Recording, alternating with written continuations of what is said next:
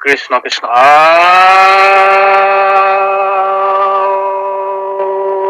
হৰি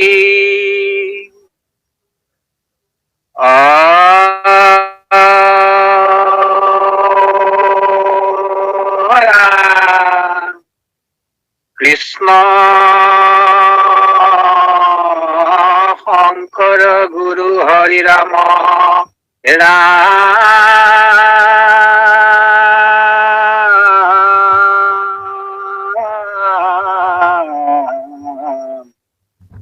হৰি ৰাম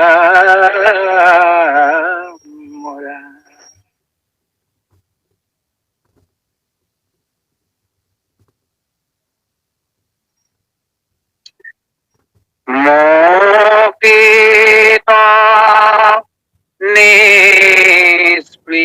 নিস্পৃহ জিতু হেই ভকত নাম ৰসময় মাগু ভকতি সমস্ত মস্তকমণি নিজ ভকতৰ বৈশ্য ভজু সেন দেৱ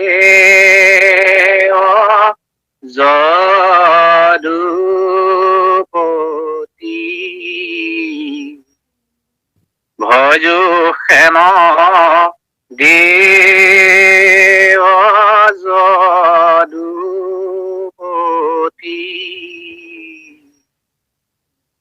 যাৰ ৰাম কৃষ্ণ নাম নাৱে ভৱ সিন্ধু তৰি পাৱে পৰম পদ পাপী যত সদানন্দ অনাতন সেনয় কৃষ্ণ সদা উপাসা কৰো হৃদয়ত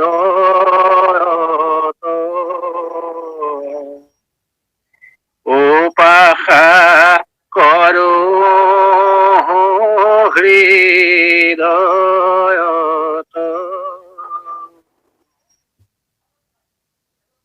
কৃষ্ণ কৃষ্ণ কৃষ্ণ আমি ঘোষা শাস্ত্ৰৰ এই হৰণৰ পৰা আছে নহয় নে বাৰু?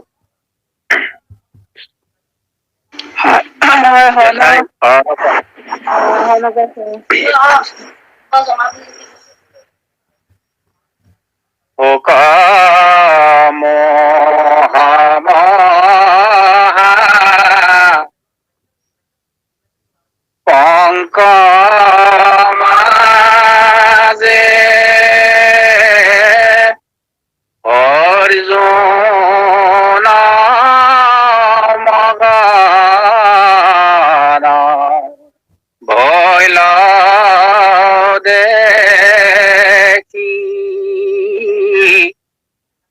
পৰম ঈশ্বৰ দয়কি নন্দন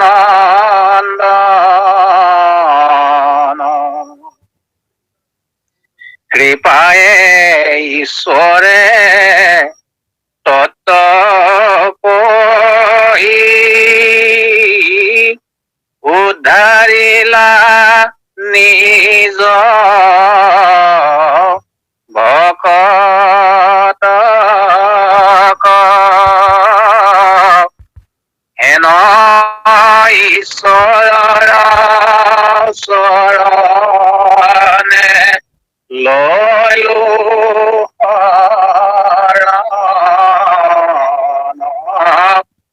হেন ঈশ্বৰৰ চৰণে লৈলো শৰণ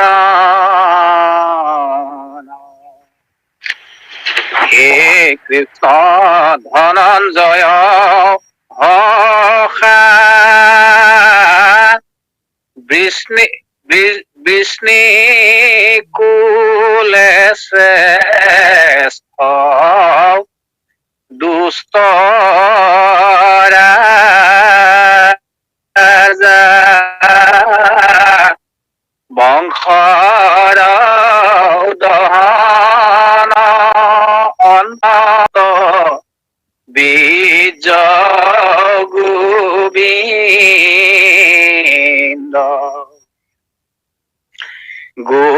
বিপ্ৰদেৱ দুষহাৰী যোগেশ্বৰ সমস্তৰ গুৰু নমো ভগৱন্ত তজু পদ অৰবিন্দ নমো ভগৱন্ত তজু পদ অৰবিন্দ।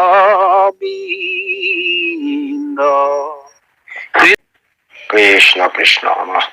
আজি এই ভক্তি সুধা সন্ধানী সত্ৰৰ প্ৰাৰ্থনা সভাৰ সঞ্চালিকাৰ আসন গ্ৰহণ কৰা আমাৰ জোনমণি আইৰ চৰণলৈ জয় জয়তে সেৱা নিবেদন কৰিছোঁ। আৰু ভক্তি সুধা সন্ধানী সত্ৰৰ সন্মানীয় সভাপতি, উপসভাপতি, উপদেষ্টা মণ্ডলী, সম্পাদক প্ৰমুখ্যে সমস্ত বিষয়ববীয়া বাপ মানৱৰ চৰণলৈ সেৱা জনাইছোঁ। আজি এই গুগল মিট যোগে প্ৰাৰ্থনা সভাত অংশগ্ৰহণ কৰিবলৈ সংযোগ স্থাপন কৰা সমস্ত বাপ বান্ধৱ আই মাতৃ যুৱক যুৱতীৰ চৰণলৈ সেৱা নিবেদন কৰিছোঁ। লগতে আজি এই নামঘোষাৰ কিৰদংশ পাঠৰ কাৰণে আমন্ত্ৰণ কৰা আমাৰ সকলোৰে শ্ৰদ্ধাৰ ফটিক তামুলী বাপৰ চৰণলৈ আমি সেৱা জনাইছোঁ।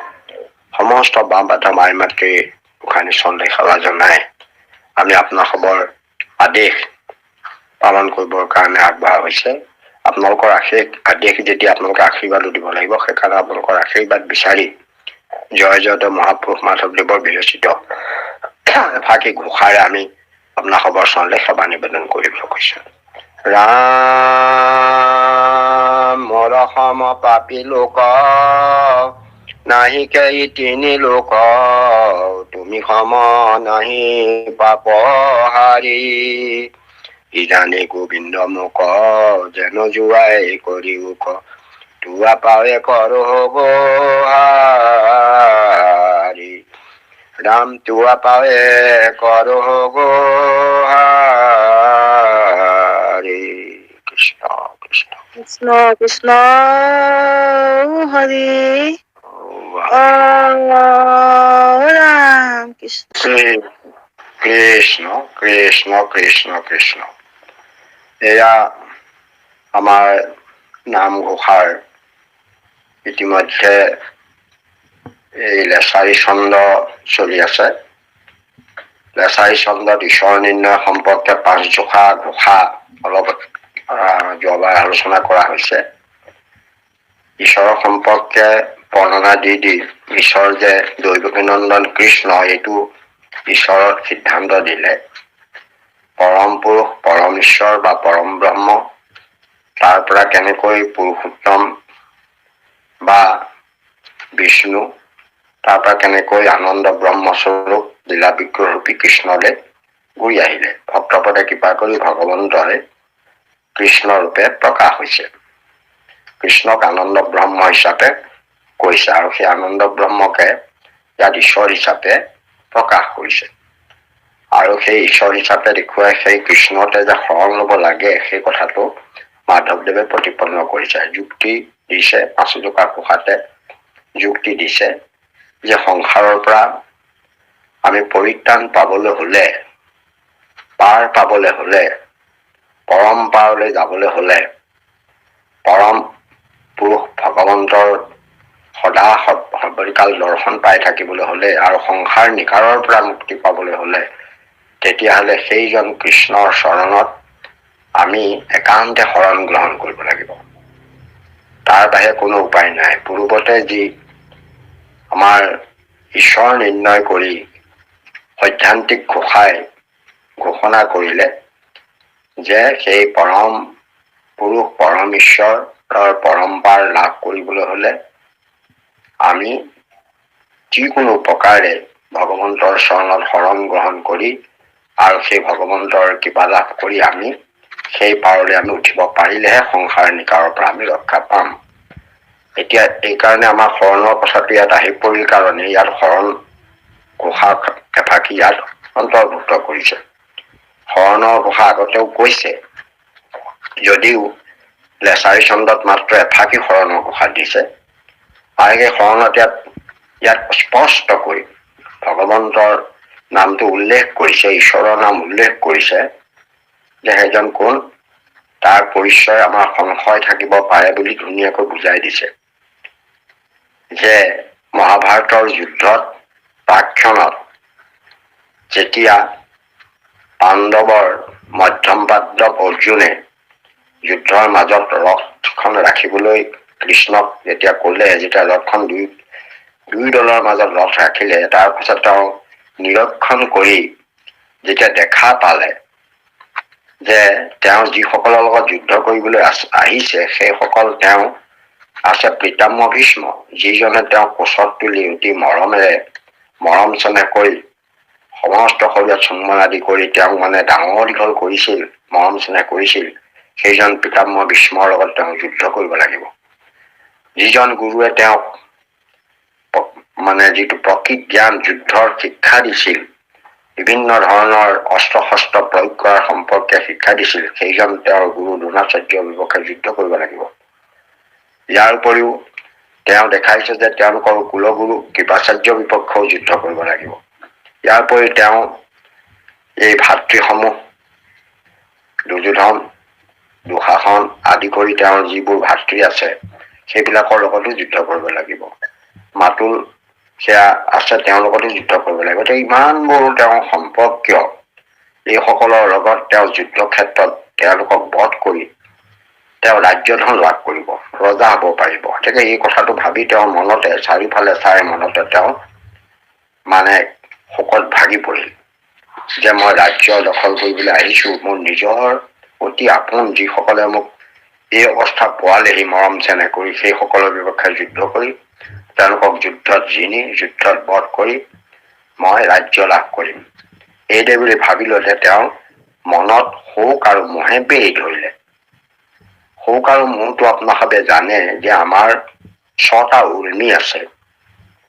উৰ্মি মানে 6 উৰ্মি আত্মা, আত্মাৰ লগত জড়িত। এই 6টা উৰ্মিৰ ভিতৰত এটা শোক বুলি কয়, এটাক মোহ বুলি কয়, এটাক আমাৰ আকৌ পিপাসা বুলি কয়, অৰ্থাৎ পিয়াহ লাগে, তৃষ্ণা বা পিপাসা। এটা হৈছে ক্ষুধা অৰ্থাৎ ভোক লাগে, খাব লাগিব, নহলে ভোকত আমি থাকিব নোৱাৰো। তাৰপাছত জৰা, আমাক বয়স পাৰ হৈ গলে জৰাই পায়, অৰ্থাৎ আমাৰ শৰীৰটো দুৰ্বল হৈ পৰে, কাম কৰিব নোৱাৰা হৈ আহো, শেষত গৈ এদিন মৃত্যু হয়। এতেকে 6টাক আত্মা উৰ্মি কয়, অৰ্থাৎ আত্মা যদিও অমৰ নভৱন, আত্মাৰ যদিও মৃত্যু নাই, আত্মাৰ কোনো ক্ষয় নাই, হানি নাই, একো নাই, তথাপিতো দেহৰ মাজত থকা এই আত্মাটোৱে কিন্তু এই শৰীৰটোত যেনেধৰণে থাকে সেইমতেই তেওঁ তাত সুখ দুখ বেদনা আদি অনুভৱ কৰিব পাৰে। কাৰণ শৰীৰটো গৰাকী মন, সেইকাৰণে মনৰ লগত সেই আত্মাৰ বন্ধুত্ব থাকে, একীকৰণ হৈ থাকে কাৰণে তেওঁ সেই একেই হয়, মনে যোগ্য যামো বোলে জীৱে বোলে যাও, মনৰ মৰণ বোলে জীৱে বোলে মৰো। সেইকাৰণে তেনেকুৱা এটা অৱস্থাৰ সন্মুখীন হয়। সেইকাৰণে 6টা উৰ্মিৰ ভাগিদাৰ হয়। এই 6টা উৰ্মি সকলোৰে আছে।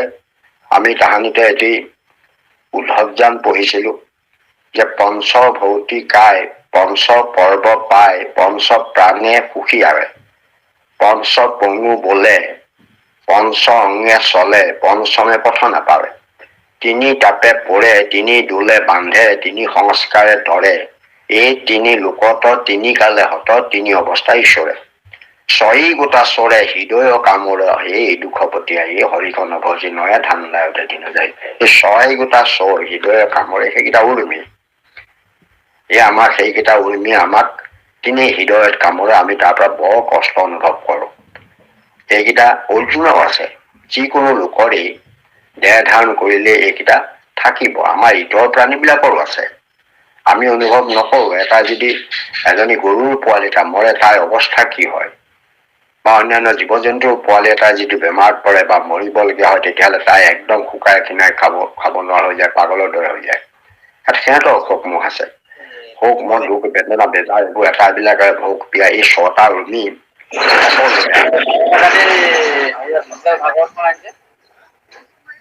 ছয় উৰ্মিৰ পৰা কোনেও বাচিব নোৱাৰে। এতেকে আমাৰ অৰ্জুনো তেনেকুৱা এজনী লোক। এতেকে তেওঁ সেইসকলক দেখি তেওঁ শোক মোহৰ পংকত পৰি গল। পংক মানে বোকা। সাধাৰণতে গাই গৰু এজনী যেতিয়া কুমলীয়া ঘাঁহ খাবলৈ তেনেকুৱা কোনো ঠাইলৈ যাওঁতে তেওঁ অনুভৱ নকৰে, তেওঁ লক্ষ্য কৰে ঘাঁহটো, আৰু ঘাঁহলৈ যাওঁতে তেওঁ বোকাত সোমাই ভৰি বহুতলৈকে সোমাই ওলাব নোৱাৰা অৱস্থাত মানে এটা অৱস্থাৰ সৃষ্টি হয়। ঠিক ইয়াত শোক মোহক এটা পংকৰ লগতে তুলনা কৰিছে। পংক মানে মহাপংক, বিশাল বোকা, য'ৰ পৰা ওলাই আহিব ভৰি উলিয়াই আহিব নোৱাৰে। অৰ্জুনৰো তেনেকে শোক মোহত মজি পৰিল। একেবাৰে তেওঁ গান্ধীব্য ধনু পেলাই দিলে। ম্ৰিয়মান হৈ তেওঁ তিনি ৰথতে বহি পৰিল। কৃষ্ণই দেখিলে যে এইটো এটা সৰ্বনাশ কথা হৈছে, বুজাবলৈ চেষ্টা কৰিছে। য'ত গীতাৰ বিষাদ যুগ আৰম্ভ হৈছে। আপোনালোকে জানেই যে গীতাৰ প্ৰথম শ্লোকটোৱে হৈছে ধৰ্ম ক্ষেত্ৰে কুৰুক্ষেত্ৰে সমবেত যুযুৎসৱা মাওকাহ পাণ্ডৱাহ কি মকুৰুবত সঞ্জয়। এইটো মানে ধৃতৰাষ্ট্ৰৰ সঞ্জয়ক প্ৰশ্ন কৰিছে। ধৰ্মক্ষেত্ৰে কুৰুক্ষেত্ৰে মিলি যুদ্ধাশ্ৰয়, কৌৰৱে পাণ্ডৱে তাতে কি কৰে সঞ্জয়। অসমীয়ালৈ কলে তেনেকুৱা হয়। এতেকে তাতেই সেই বৰ্ণনাটো আৰম্ভ হৈছে যে পাণ্ডৱক অনা দেখি কেনেকুৱা অৱস্থাৰ মানে অৰ্জুনৰ হৈছিল। তেতিয়া সেই অৰ্জুনৰ সেই অৱস্থাত পৰা দেখি কৃষ্ণ তেওঁক বুজাবলৈ চেষ্টা কৰে।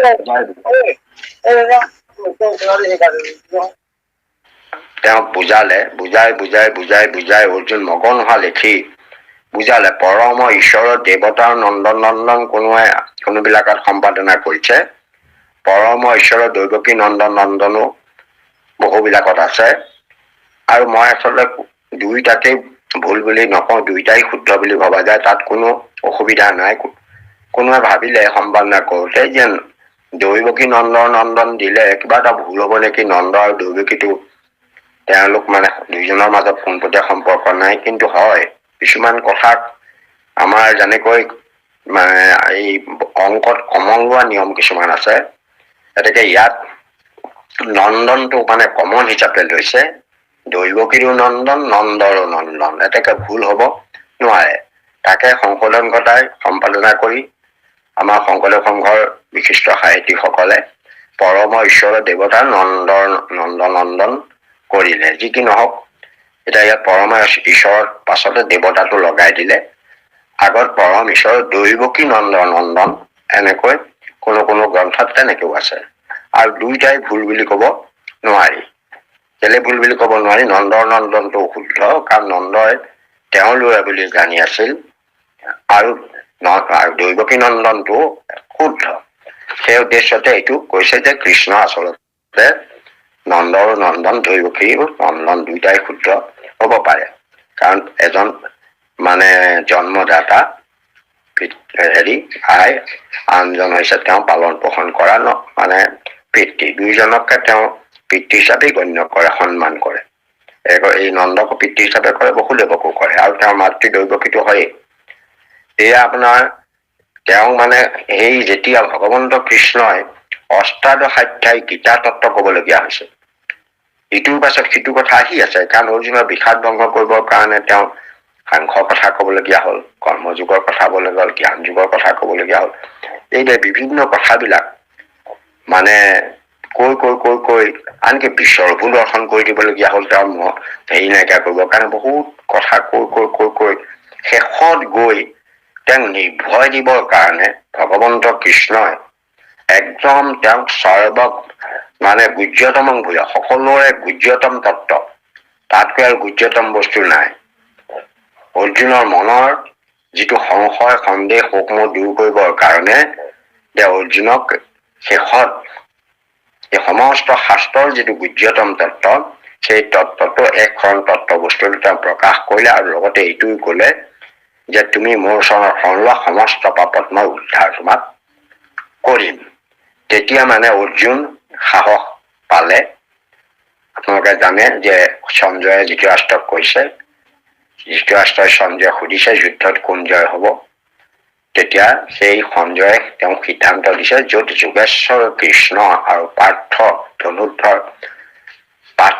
পাৰ্থৰ সংযোগ ঘটিছে মোৰ মতে তেওঁলোকৰ জয় হোৱাটো নিশ্চিত দুটা মহৎ শক্তিৰ সংযোগ ঘটিছে উচ্চ বিবেক আৰু উচ্চ শক্তি দুইটা য'ত সংযোগ ঘটিব তেতিয়াহ'লে তেওঁ কেতিয়াও পৰাজয়ৰ কথা আহিব নোৱাৰে তেওঁ তেতিয়া ধনুষৰ তুলি লৈ সেয়া যুদ্ধ কৰি যুদ্ধত জয়লাভ কৰিলে সেই কথাখিনি কবলৈ যাওঁতে 18 অধ্যায় গীতা কবলগীয়া হৈছে তত্ত্বপূৰ্ণ কথাবোৰ কবলগীয়া হৈছে আৰু সেইখিনি অৰ্জুনে সোধাৰ কাৰণে আৰু কৃষ্ণই কোৱাৰ কাৰণে জগতৰ কাৰণে মহাকল্যাণ হৈ গল সেইকাৰণে তাক কোৱা হৈছে যে সমস্ত উপনিষদক এখন ধনুৰ এগৰাকী গাই গৰু ধেনুৰ লগত তুলনা কৰিছে আৰু লগে লগে এই মানে কৃষ্ণক দুগ্ধা বুলি কৈছে গাখীৰ খীৰাইছে আৰু বৎস পোৱালি হিচাপে গাখীৰ চুপি দিছে অৰ্জুনে আৰু তাৰ পৰা গীতামৃতৰ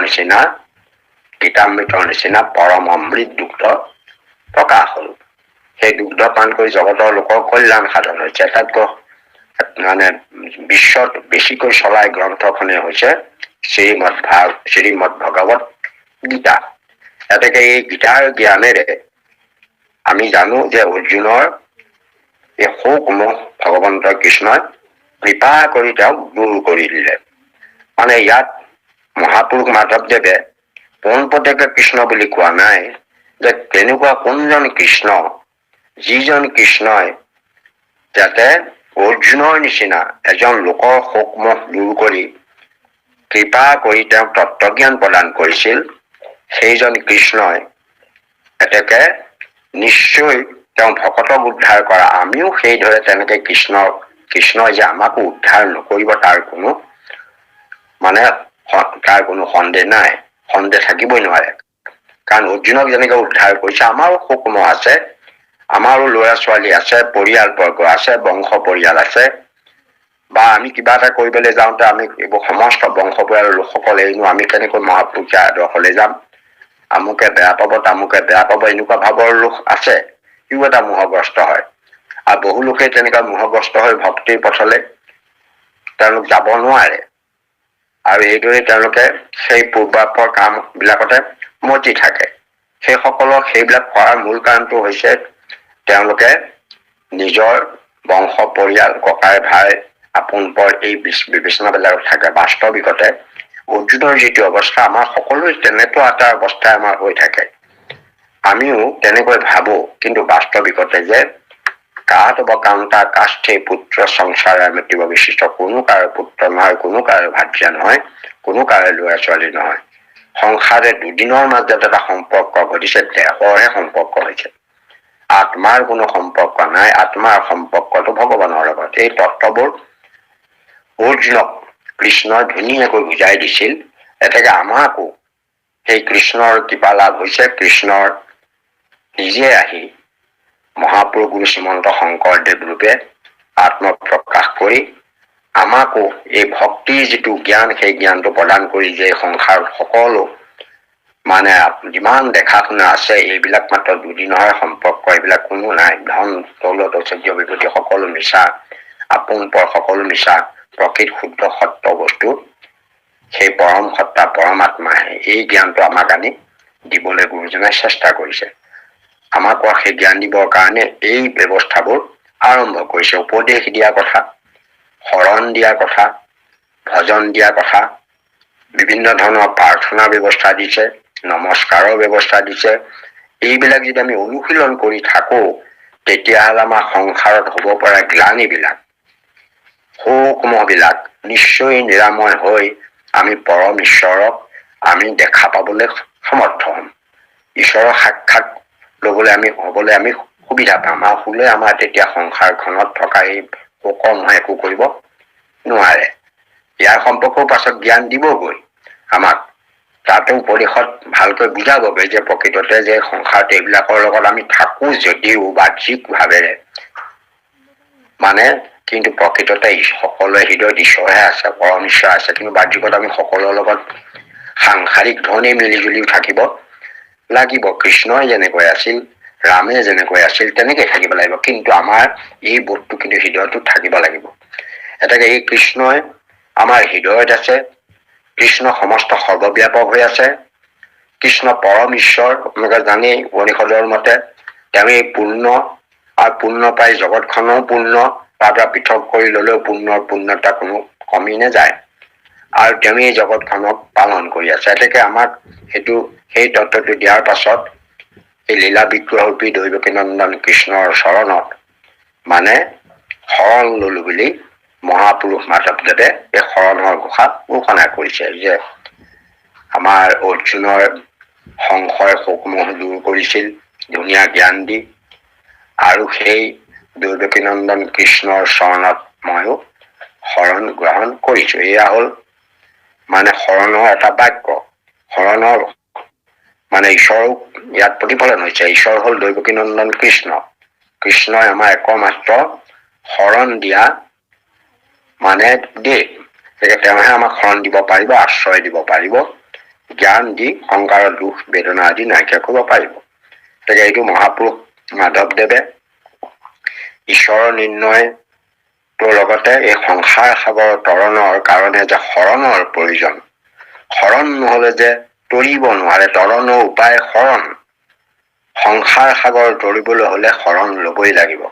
সেইকাৰণে সেই শৰণ ক'ত লব তাৰ ব্যৱস্থাটো দিলে যে দৈৱকী নন্দন কৃষ্ণ তেওঁ আমাৰ হৃদয়ত আছে, সমস্ত জীৱ জগতত আছে, সমস্ততে বিৰাজমান, সৰ্বব্যাপক। তেওঁ সমস্ততে ঈশ্বৰ স্বৰূপে সেই কৃষ্ণ সমস্ততে বিৰাজমান আছে। সেইজন কৃষ্ণতে তেওঁ মাধৱ পুৰুষক শৰণ লৈছে আৰু আমাকো শৰণ লবলৈ পৰামৰ্শ দিছে। পৰৱৰ্তী কালতে নমস্কাৰ ঘোষা ফাঁকিও আকৌ কৈছে। সেই নমস্কাৰটো আগৰ শৰণ যাক লৈছে সেইজনলৈকে নমস্কাৰ জনাইছে। নমস্কাৰ প্ৰণাম জনোৱা বুলিছে, প্ৰণাম জনাই থকা বুজিছে। তাক দিছে যে হে কৃষ্ণ ধনঞ্জয় সখা, বৃষ্ণি কুল শ্ৰেষ্ঠ দুষ্ট ৰাজা, বংশৰ দহন অনন্ত বীৰ্য গোবিন্দ, গো বিপ্ৰদেৱ দুখ হাৰি, যোগেশ্বৰ সমস্তৰ গুৰু, নমো ভগৱন্ত তেজুপদ অৰবিন্দ। নমো মানে তাৰমানে প্ৰণাম কৰি থকা বুজাইছে নিৰন্তৰ ভাৱে। এতেকে ইয়াত এই কৃষ্ণ, যিজন কৃষ্ণত আমি মাধৱ পুৰুষে শৰণ লৈছে, আমি শৰণ লৈছো, সেইজন কৃষ্ণ কোন? ধনঞ্জয়ৰ শাখা। আপোনালোকে জানে যে ধনঞ্জয়ৰ লগত 4টা সম্পৰ্ক কৃষ্ণই কৰিছিল। 4টা সম্পৰ্ক কি? ধনঞ্জয় তেওঁক বন্ধু হিচাপে লৈছিল, তেওঁক সুহৃদ হিচাপে লৈছিল, মিত্ৰ হিচাপেও লৈছিল। কাৰণ কৃষ্ণৰ ভনীয়েকক অৰ্জুনে বিয়া পাতিছিল। বিবাহ আদি সূত্ৰে যিটো বদ্ধ হৈ যিটো জন মিত্ৰ বুলি সম্বন্ধ ঘটাবে, সেইটো জন এতেকে মিত্ৰ সম্বন্ধ হৈছিল। আৰু শেষত একপ্ৰাণৰ মনৰ কিছু গুৰুত্ব নাহি যাৰ সখী বুলি সম্বন্ধ ঘটাব এটা সম্ভাৰ। গতিকে দুইজনৰ মাজত সখীত্ব সম্পৰ্ক হৈছিল। সেইকাৰণে তেওঁলোকৰ মাজত এৰা এৰি নাই।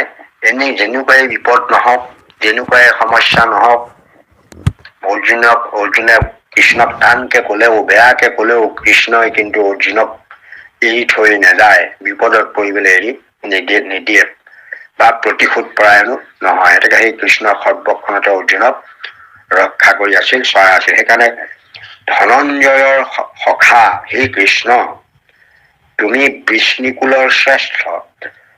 আপোনালোকে জানে যে আমাৰ সকলোৰে কিছুমান পৰিচয় থাকে। সেই পৰিচয়বিলাক আপোনালোকে ভাগৱতত পাইছে যে গোত্ৰৰ কথা কয়, কোনোটোক কয় কাশ্যপ গোত্ৰ, তাৰ মৰিচিৰ যোগেদি অহা এটা গোত্ৰ থাকে, কোনোটো অত্ৰি গোত্ৰ থাকে, কোনো বশিষ্ঠ গোত্ৰ থাকে, কোনো পুলহ গোত্ৰ থাকে। এইদৰে বিভিন্ন ধৰণৰ গোত্ৰবিলাক আমাৰ আহে। সেই যিকেইজন ঋষি আমাৰ ব্ৰহ্মাই সৃষ্টি কৰিছিল, তেওঁলোকৰ প্ৰায় সেইদৰে আহি আছে। আমাৰ তাতে অত্ৰি গোত্ৰত আহি এটা বংশ হ'ল, সেইটো বংশৰ নাম হ'ল চন্দ্ৰ বংশ। কাৰণ অত্ৰি 3জন সন্তানৰ ভিতৰত এজনৰ দত্তাত্ৰেয় আৰু চন্দ্ৰ হ'ল ব্ৰহ্মাৰ অংশত আহিছিল চন্দ্ৰ আৰু দুৰ্বাসা। এই চন্দ্ৰ, আপোনালোকে জানে যে চন্দ্ৰই অলপ দুষ্ট চৰিত্ৰ আছিল। তেওঁ এই বৃহস্পতিৰ পত্নী তাৰাক হৰণ কৰি আনিছিল। হৰণ কৰি ৰাখিলে তেওঁৰ লগত ইতিমধ্যে সহবাস হ'ল। তাৰ পাছত সকলোৱে লগ লাগি, গুৰু আদি সমস্তই লগ লাগি তাৰ পৰা তেওঁক তাৰাক লৈ গ'ল। কিন্তু তাৰা তেতিয়া তেওঁৰ গৰ্ভত এটি সন্তান আছিল। সেই সন্তানটো কাৰ বুলি তাৰাক যেতিয়া সোধে, তেতিয়া তাৰাই চন্দ্ৰ বুলি কৈ দিলে। কৈ দিয়াৰ পাছত বৃহস্পতিয়ে এৰিলে। কিন্তু এৰাৰ পাছতো এটা ধুনীয়া ল'ৰা হ'ল, তাৰ নাম বুধ। এতেকে বৃহস্পতি আৰু চন্দ্ৰৰ মাজত তৰ্ক হৈছিল। শেষত গৈ চন্দ্ৰক, সেই পুত্ৰ বুধক চন্দ্ৰই পালে। তাৰাক কিন্তু পুনৰ আকৌ বৃহস্পতিয়ে লৈ গ'ল, বৃহস্পতিৰ লগত বিয়া পাতিলে। এই চন্দ্ৰৰ পুত্ৰ বুধ, তাৰ পৰা সেই বুধৰ পৰা পুনৰূপে আপোনালোকে জানে সেইটো এটা বিশাল চন্দ্ৰ বংশৰ সৃষ্টি হ'ল। এই চন্দ্ৰ বংশত বহু ডাল আছে, বহু শাখা আছে। কৃষ্ণৰ বংশটো মূলতঃ এই চন্দ্ৰ বংশৰ পৰা আহিছে। আহি পিছৰ পৰ্যায়ত যজাতিৰ যুগত, সেইটো মূল বংশৰ পৰা আকৌ শাখা বংশ হয়। সেইটো মূল বংশ চন্দ্ৰ বংশ। তাৰ পৰা আহি যজাতিৰ যুগৰ পাছত আকৌ শাখা বংশৰ সৃষ্টি হ'ল। যজাতিয়ে দেৱযানীক বিয়া পাতিছিল, শুক্ৰৰ দুহিতা।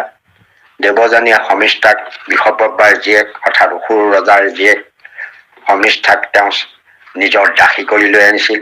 শমিষ্ঠা দেখিবলৈ ধুনীয়া আছিল। এতেকে যজাতিয়ে তেওঁৰ দেৱযানীৰ যোগেদি তেওঁ ইতিমধ্যে জানে যে তেওঁ সন্তান জন্ম দিলে, যাৰ নাম যদু।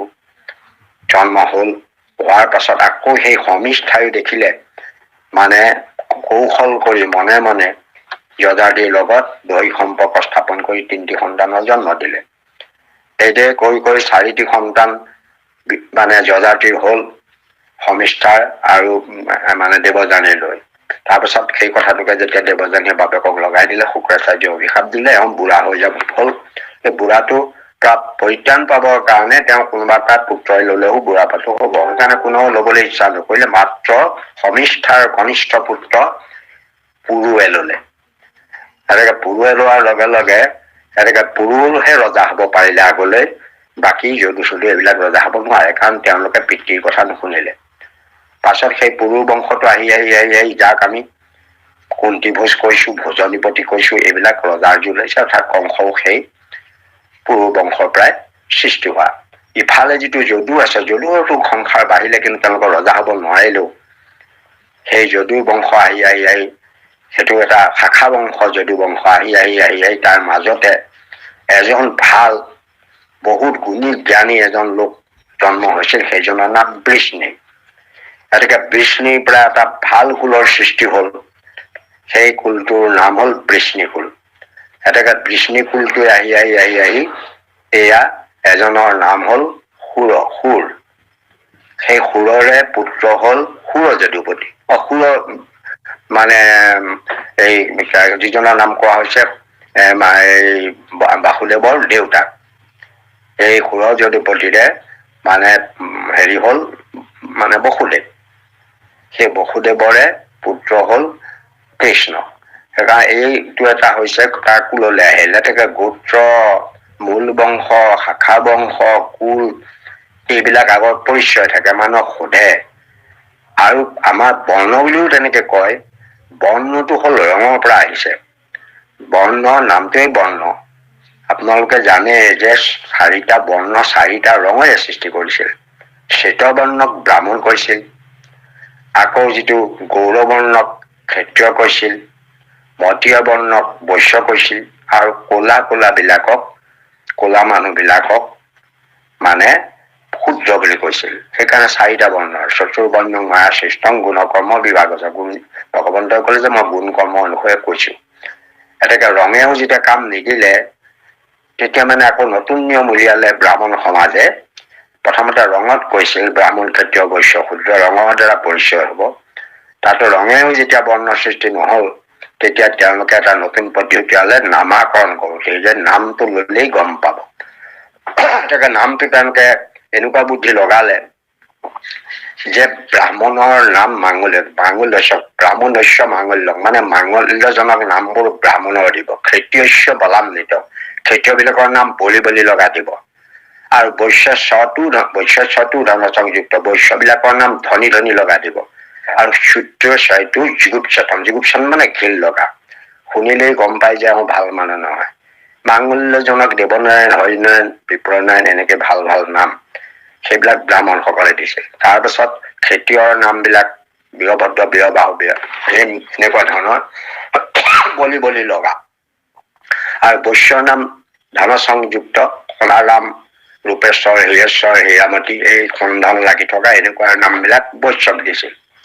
আৰু শেষত আমাৰ শুদ্ধৰ নামবোৰ দিছিল গেৰেলা কহুৱা কাৱৈতিলা দমাই কহুৱা মামৰ ভেকুৰা এনেকুৱা ধৰণৰ। এইবিলাক হল নামৰ দ্বাৰাই পৰিচয় দিবলৈ চেষ্টা কৰিছে। বোলে জাতি বিনাশ এইটোৱে বিনাশ কৰি মানে ভিন্ন বহু জাতিৰ সৃষ্টি হৈ গল। সেইকাৰণে বংশ লতাটো সকলোৰে আছে, সকলো লোকৰে আছে। এতেকে কৃষ্ণৰ এইটো বংশলতাৰ কথা কৈছে যে তেওঁ বৃষ্ণি কুল আগৰ বংশটো এৰিলে সেই বৃষ্ণিৰ পৰা যিটো কুলৰ সৃষ্টি হৈছিলে বৃষ্ণি কুলৰ ভিতৰত তেওঁৱেই শ্ৰেষ্ঠ। বৃষ্ণি কুলত তেওঁৰ সমান আৰু শ্ৰেষ্ঠ কোনো নাই। বৃষ্ণি কুলে শ্ৰেষ্ঠ। আকৌ তেওঁৱেই কি কৰিলে যিমানবোৰ দুষ্ট ৰাজা আছিল বদমাছ ৰজা আছিল যাৰ উৎপাতত মানুহে শান্তিয়ে থাকিব পৰা নাছিল, সাধু সন্ত সকলৰ অশান্তি হৈছিল, সেই দুৰ্দান্ত দুষ্ট যিমান ৰজা আছিল সেই ৰজাবিলাক তেওঁ নাশ কৰিছিল। তেওঁ নিজেই সেই ৰাজাবিলাকক মাৰিছিল। আপোনালোকে জানে যে নৰকাসুৰৰ কিমান ৰজাক বন্দী কৰিছিল, সেই কিমান মানে ৰজাক তেওঁ মাৰি পেলাইছিল। আকৌ জৰাসন্ধই কিমান ৰজাক বন্দী কৰি থৈছিল। এইবিলাক মানে আপোনাৰ সকলো কৃষ্ণৰ যোগেদি সেইবিলাক দুষ্ট ৰজাবিলাক নিধন হৈছে, মাৰিছে। এনেকে বহুত দুষ্ট ৰজা ৰাক্ষস অসুৰ পিশাচ এই কৃষ্ণই বধ কৰিলে। ইয়াৰ উপৰিও তেওঁ নিজৰ বংশকো দহন কৰিছে। যিটো বংশ যাদৱ বংশ যাক কোৱা হয় যদু বংশ হয়, তেওঁ যেতিয়া গম পালে মোৰ যদু বংশৰ প্ৰতিজনেই মানে মোৰ সম একোজন বীৰ এইবিলাক এৰি থৈ গলে ভাৰ হৰণ কৰা জগতত নহব, আকৌ ভাৰ বাঢ়িব, অশান্তি হব। সেইকাৰণে এইবিলাক শেষ কৰি যোৱাৰ পৰিকল্পনা কৰি ছল কৰি কৌশল কৰি সেয়া বিপ্ৰ সাপ দিয়ালে। সাপ দিয়াই পেলাই সেয়া কেনেকৈ মুখলৰ সৃষ্টি হল কামদেৱৰ সেই যেনেকৈ পেট পানী নি পেলাই কামদেৱক ঋষিমুনি সকলক দেখুৱাইছিল এইগৰাকী হেৰি বুলি এওঁ মানে গৰ্ভ হৈছে। এইদৰে যে থাকিব হৈছিল ঋষিমুনিসকলে চব কথা গম পায় আৰু অভিশাপ দিলে যে এটা মুখলৰ জন্ম হব, এইটোৱে তাহাঁতৰ কুলটো শেষ কৰিব। গতিকে সেইটো মানে সেই আপোনাৰ প্ৰভাস তীৰ্থলৈ লৈ গৈ পেলাই তাত কেনেকৈ ঘৰ আঁতৰাই দিছিল, মাধুৰী মণ্ডল কেনেকে গোটেই কুলটো নিজেই সুৰা আদি পান কৰি কেনেকে গোটেই কুল ধ্বংস হৈ গুচি গল। বলভদ্ৰ মুদ্ৰাস্ফুট হৈ পেলাই শুক্ল সৰ্পৰ ৰূপ লৈ অনন্ত ধামলৈ গতি কৰিলে। তাৰ ভগৱন্ত কৃষ্ণই গৈ সেই শিশু অস্ত্ৰৰ তলত বহি মানে তেওঁ মানে শিশু অস্বস্থতা আউজি গাও দেখিলো প্ৰভুৰ পূৰ্ণানন্দ ভাৱ দাহিন পদে বামৰ থাপি আসনে বহিছা জগত ব্যাপী। তেনেকেই বহি তেওঁ সেই মহা বৈকুণ্ঠলৈ তাৰ পৰা গতি কৰিলে। এনেকে সেয়া সমস্ত বংশকে তেওঁ শেষ কৰি তাৰ পাছতহে তেওঁ গৈছে। কাৰণ উদ্দেশ্যটো হল যদি মই আগত গুচি যাওঁ তেতিয়াহ'লে এইবোৰ থাকি যাব, তেতিয়া মই এওঁলোকক শেষ কৰি লৈ তেতিয়াহে ভূমি ভাৰ হৰণ কৰাৰ প্ৰকৃত উদ্দেশ্যটো সফল হব। সকলোকে বংশৰ দহনত অনন্ত বীৰ্যৰ তেওঁৰ গৰাকী বীৰ্য সকলোৱে বীৰ্য থাকে যদিও ভগৱন্তৰ দিয়া শক্তিৰ বলতে আজি আমি জগতত কিবা এটা হলেও শক্তি সামৰ্থ্য লাভ কৰিবলৈ সম্ভৱ হৈছে। ভগৱন্ত হ'ল অনন্ত, যাৰ কোনো বীৰ্যৰ অন্ত নাই। তেওঁ নিজেই কৈছে যে অব্যয় প্ৰকৃতিমৰ যোনি ধনঞ্জয় মই তাত বিদ্যাদিতে জন্ম সমুদ্ৰ। এই বিশ্ব জগতৰ সকলোৰে পিতৃ তেওঁ। তেওঁ নিজকে জগতৰ বীৰ্যদাতা পিতৃ বুলি কৈছে। অৰ্থাৎ তেওঁৱেই এই জগতৰ মূল ব্যক্তি, যিজনে এই জগতৰ সকলো জীৱ জন্তু যিমান আছে, মানুহ ধনু সমস্তকে তেওঁৱেই এই বীৰ্য দান কৰিছে। সেইকাৰণে তেওঁ অনন্ত বীৰ্যৰ অধিকাৰী বুলি কোৱা হয়। অনন্ত মানে যাৰ সীমাহীন বীৰ্যৰ তেওঁ গৰাকী, শক্তি সামৰ্থ্যৰ তেওঁ গৰাকী, আৰু তেওঁকে গোবিন্দ বুলি কৈছে। গোবিন্দ শব্দটো আপোনালোকেতো পাইছে। তেওঁ গৌৰ ইন্দ্ৰ পাতি গোবিন্দ নাম ইন্দ্ৰই দিছিল। দিয়াৰ উদ্দেশ্যটো হ'ল যে তেওঁ গৌৰে ইন্দ্ৰ, গৌ পদে বেদে ইন্দ্ৰক বুলি বেদক মানে গৌ বুলি কয়। আকৌ ইন্দ্ৰবিলাকো গৌ বুলি কয়। এইবিলাক তেওঁ পালন কৰে। গৰুকো গাই গৰুকো গৌ বুলি কয়। গতিকে এইবিলাক তেওঁ পালন কৰিছিলে। আৰু তেওঁৰ বেদৰ ঈশ্বৰ আৰু ইন্দ্ৰিয় বিলাকৰো গৰাকী, সেইকাৰণে তেওঁক গোবিন্দ নাম প্ৰদান কৰিছিল। সেই গোবিন্দ কৃষ্ণই তেওঁ কেনেকুৱা তেওঁ সামৰ্থ্য আছে, তেওঁ গৌৰ সমস্ত গৰু গাই আদি সমস্তৰে তেওঁ দুখ নিবাৰণ কৰিছিল। তেওঁলোকৰ দুখ হাৰি বুলি কৈছে। বিপ্ৰসকলৰ দুখ হাৰি, কাৰণ বিপ্ৰসকল ঋষিমুনিসকলৰ যিবোৰ সমস্যা, সেইবিলাক সকলো সমস্যা কৃষ্ণই নিবাৰণ কৰিছে। তেওঁলোকৰ য'ৰ পৰা আহি তেওঁলোকে যেতিয়া কয়হি সেই সকলৰ দুখ নিবাৰণ কৰা। তেওঁ এনেও আপোনালোকে চাৰি সিদ্ধই যেতিয়া এই কৃষ্ণ মানে বিষ্ণুক দৰ্শন কৰিবলৈ আহি তেতিয়া তেওঁলোকে সেই বেতৰ ঠেলা খাই ঘূৰি আহি বেতৰ ঠেলাত ঠেলি দিলে জয় বিজয়, তেতিয়া তেওঁলোকে অভিশাপ দিছিল। তেতিয়া ভগৱন্তই লক্ষীক লগত লৈ নিজে বাহিৰলৈ ওলাই আহিছিল। ওলাই আহিলতে সেই ধুনীয়া ৰূপ দেখি তেওঁলোকে সেৱা কৰিলে। সেৱা কৰি পেলাই তেতিয়া কিন্তু ভগৱন্তই সেই বিপ্ৰৰ গুণগান গাইছে। বহুত বিপ্ৰসকলৰ গুণগান গাইছে। তেতিয়া মানে এই চাৰি সিদ্ধই সেইটোকে আচৰিত হৈছে। আচৰিত হৈ পেলাই কৈছে যে তোমাৰ বচন আমি বুজি নাপালো। তুমি ত্ৰিজগতে কৰে সেও বোলা মোৰ বিপ্ৰ দেও। যে ত্ৰিজগতে তোমাক সেৱা কৰে, তুমি আকৌ বিপ্ৰহে তোমাৰ দেৱতা বুলি কৈছা। আকৌ যত দেৱ দ্বিজ ঋষি মানে তুমি সমস্তৰে তুমি স্ৰষ্টা, তুমি ঈশ্বৰ সকলোৰে। তুমি আকৌ শেষত গৈ কৈছে যে এই ব্ৰাহ্মণক মান্য কৰি মানে মান্য কৰি ব্ৰাহ্মণক শিক্ষা দিয়া সামান্যক। এইদৰে তেওঁ ব্ৰাহ্মণ সকলৰ সম্পৰ্কে তাত দেখিব যে বিপ্ৰসকলৰ মুখে খাইহে মই সন্তুষ্ট হওঁ ইত্যাদি ইত্যাদি বহুত বিপ্ৰসকলক কৈছে। তাৰমানে বিপ্ৰ শব্দটো আমি ভবা মতে আজিকালি যদি ভুলকে ব্যৱহাৰ হয় তেতিয়াহলে সেইটোৱে অৰ্থটো সলাই পেলাব। বিপ্ৰ শব্দটোৰ তাত্ত্বিক অৰ্থটো হৈছে, অত্ৰিয়ে এটা শ্লোক কৈছিল, অত্ৰিয়ে কৈছে জন্মন জায়তে শূদ্ৰ সংস্কাৰত দ্বিজৌষ্যতে বেদ পাঠেত ভৱেত বিপ্ৰ আৰু ব্ৰহ্মং জানতি ব্ৰাহ্মণ। এতেকে চাৰিটা মানে একেজন মানুহে চাৰিটা জন্ম হৈ আহোঁতে সকলোৱে শুদ্ধ, জন্ম নাযাওঁতে শূদ্ৰ, জন্ম হৈ আহোঁতে সকলোৱে শুদ্ধ। কোনেও লগুণ লৈ নাহে, কোনোৱে জ্ঞান অৰ্জন কৰি নাহে, কোনোৱে সংস্কাৰ হৈ নাহে। এতেকে তেওঁক সকলোকে আহে। আৰু তাৰ পাছত এইটো অত্ৰিয়ে কোৱা কথা, তাৰ পাছত তেওঁ সংস্কাৰ হয়। আমাৰো সংস্কাৰ আছে। আমাক মই আগতে কোৱা যিটো মানে গীত গাইছিলো, তিনি সংস্কাৰে তৰে, তিনিটা সংস্কাৰে আমি তৰিব পাৰো। তিনিটা সংস্কাৰ কি কি? এক নম্বৰ সংস্কাৰটো হৈছে আমাৰ প্ৰথম সংস্কাৰটো হৈছে শৰণ। শৰণ ললে শৰণ লবই লাগিব। তাৰ দুই নম্বৰটোৱে হৈছে ভজন, তিনি নম্বৰটো হৈছে শ্ৰৱণ কীৰ্তন। ভগৱন্তৰ গুণ নাম যপ লীলা চৰিত্ৰ শ্ৰৱণ কীৰ্তন, এই তিনিটা কাম আমি কৰিবই লাগিব। ভগৱন্তৰ গুণ নাম কীৰ্তন আমি কৰিবই লাগিব, লবই লাগিব, নাম লবই লাগিব। গতিকে এইকেইটা হৈছে আমাৰ সংস্কাৰৰ উপায়। তিনি সংস্কাৰে তৰে। গতিকে তিনিটা সংস্কাৰৰ লগত এটা অতিৰিক্ত বস্তু যে সাধু সংলাপ। সাধু সংটো তাত আছে। সেইকাৰণে ভাগৱতে তিনিটা তত্ত্ব উদ্ধৱক প্ৰকাশ কৰিছে। শৰণৰ কথা কৈছে, তাৰ পাছতে সাধু সংগৰ কথা কলে, আৰু শেষত গৈ শ্ৰৱণ কীৰ্তন তত্ত্বৰ কথা কলে।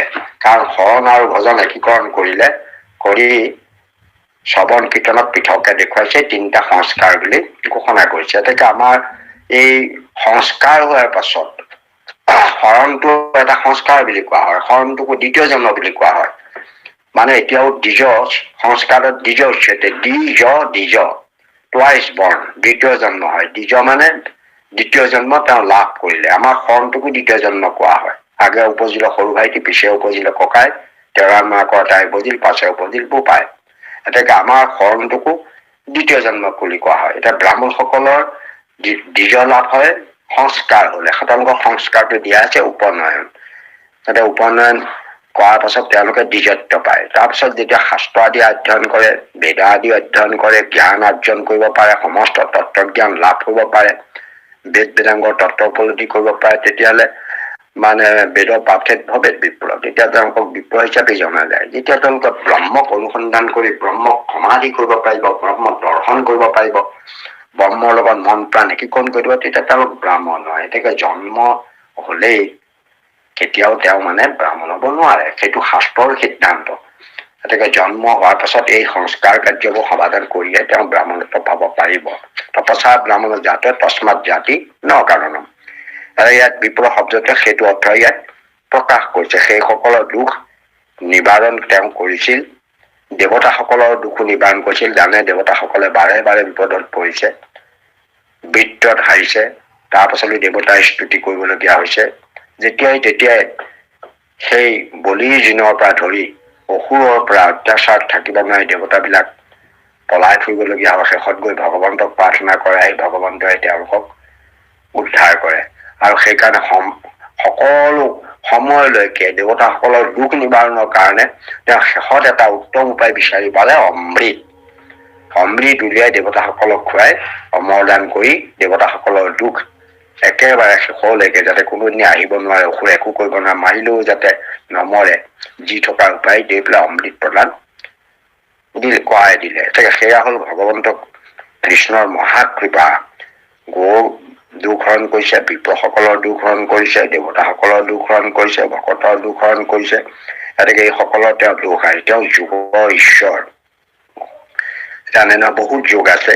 সেই যোগ সাধনাৰ যিবোৰ ইয়াত যিটো গীতাত যিবোৰ যোগৰ কথা কৈছে, সেইটো যোগ আকৌ আমাৰ যেনেকুৱা অধ্যায়, যেনেকুৱা মণ্ডল, যেনেকুৱা বা অন্যান্যত যেনেকে খণ্ড থাকে, যেনেকে শাস্ত্ৰবিলাকৰ প্ৰত্যেকৰে বেলেগ বেলেগ থাকে, যেনেকৈ মহাভাৰতত পৰ্ব আছে, ঠিক ইয়াত যোগটো হল আপোনাৰ সাংখ্য যোগ, কৰ্মযোগ, জ্ঞান যোগ। এইটো একোটা একোটা মানে সেই অষ্টাদশ যোগ, এইটো যোগক সাধনাৰ কথা কোৱা নাই। যোগ সাধনা তাৰ মাজত সোমাই থাকিলেও এইটো এটা এটা আমাৰ অধ্যায়ৰ নিচিনা বা এটা পৰ্বৰ নিচিনা বা এটা খণ্ডৰ নিচিনা ইয়াত কৈছে, মানে হৈছে সেইটো যুগ। আৰু বাকী যিটো যুগৰ কথা কৈছে সেইটো যুগ হল ৰাজযোগ আছে, হঠ যুগ আছে, স্বৰুদ্ৰ যুগ আছে।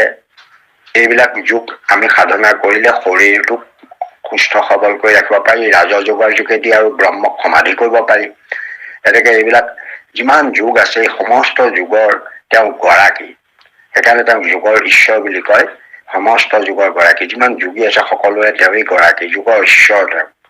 আৰু লগে লগে সমস্তৰে গুৰু। এই জগতত এনেকুৱা এজন নাই যাৰ তেওঁ গুৰু নহয়। জগতৰে গুৰু কৃষ্ণ। আমাৰ মাধৱদেৱেও লিখিছে, বসুদেৱক সুত কৃষ্ণ তুমি ভকতৰ ইষ্ট কংসস্থান আদি বিবৰ্ধন, দৈৱকী হৃদয়ানন্দ জগতৰে গুৰু কৃষ্ণ তেজু পালে কৰো বন্ধন। তেওঁ জগতৰে গুৰু। মহাপুৰুষ শংকৰদেৱকো তেনেকৈ মাধৱদেৱে জগতৰে গুৰু বুলি কৈছে। লক্ষীনাথ বেজবৰুৱাই তেনেকৈ জগতৰে গুৰু বুলি কৈছে। গতিকে জগতৰ গুৰু মানে সকলোৰে গুৰু। কোনোবা এজনকে পাৰিবৰ কাৰণে আহিছে সেইটো নহয়, সকলো শ্ৰেণীৰ কাৰণে, সকলো লোকৰ কাৰণে তেওঁ গুৰু আছিলে। সেইকাৰণে আমি যেতিয়া কিছুমান চাওঁ, এজনে সুধিছিলে যে মহামানৱ আৰু মহাপুৰুষৰ মাজত পাৰ্থক্য কি? মহামানৱ মানৱক কল্যাণ সাধন যিজনে কৰে সেইজনক মহামানৱ। অকল মানৱৰ কল্যাণত তেওঁ ব্ৰতী হৈছে, মানৱ কল্যাণৰ কাৰণে চিন্তা কৰিছে, পতিতক তাৰ কাৰণে চিন্তা কৰিছে, যাৰ পদদলিত সকলক তাৰ কাৰণে চিন্তা কৰিছে, মানৱ কল্যাণৰ কাৰণে। সেইকাৰণে তেওঁ মহামানৱ। আৰু যেতিয়া এজন লোকে সমস্ত পুৰুষৰ উদ্ধাৰৰ কাৰণে চেষ্টা কৰিব, অৰ্থাৎ জীৱ জন্তু সকলোৰে হৃদয়ত জীৱ আছে, এই জীৱৰ দেহটোত থকাৰ লগে লগে তাক পুৰুষ বুলি কয়। সমস্ত পুৰুষৰ কল্যাণ যিজনে কৰে সেইজনক মানে মহাপুৰুষ বুলি কৈছে। গতিকে মহাপুৰুষ অকল মানৱৰে নহয়, সমস্ত জগতৰ সকলো প্ৰাণী সকলোৰে কল্যাণ চিন্তা কৰে, সেইকাৰণে তেওঁ মহাপুৰুষ, সমস্ত পুৰুষৰ চিন্তা কৰে। এতিয়া মহাপুৰুষ শংকৰদেৱ মানে সমস্ত ভূত প্ৰাণী সমস্তৰে কল্যাণকামী। এয়া ভগৱন্ত কৃষ্ণকো সেইকাৰণে মহাপুৰুষ বুলি কোৱা হয়।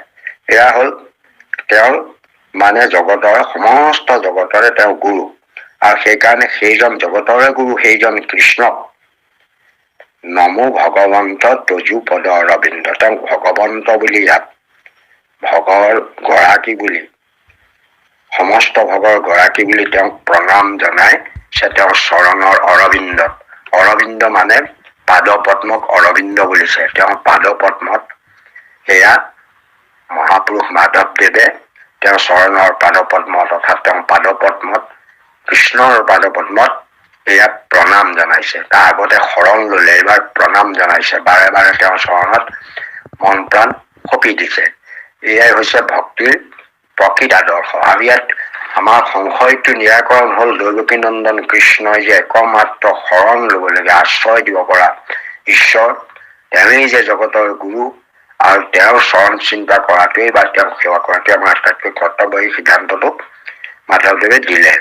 গতিকে এয়া শৰণ আৰু নমস্কাৰ এই দুফাকি লেছাৰী ঘোষাই তত্বপূৰ্ণ আমাক জ্ঞান প্ৰদান কৰিছে।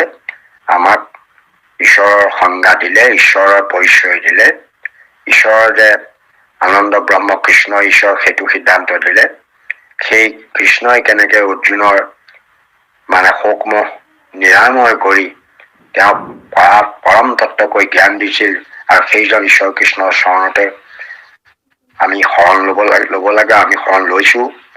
আৰু সেইজন যে বিষ্ণুকুলৰ শ্ৰেষ্ঠ, তেওঁ সমস্ত দুষ্টৰ জাক নাশ কৰোতা, নিজৰ বংশকো তেওঁ দহন কৰোতা, তেওঁ ধনঞ্জয়ৰ শাখা আছিল, তেওঁ অনন্ত বীৰ্যৰ অধিকাৰী, তেওঁ গোবিন্দ, গো বিপ্ৰ দেৱতা আদি সমস্ত দুখ হৰণ কৰোতা, যোগৰ গৰাকী, সমস্ত জগতৰে গুৰু, সেইজন ভগৱন্তৰ মানে পাদ পদ্মত এয়া প্ৰণাম জনাইছো আমি। এয়া এক তত্বপূৰ্ণ কথা।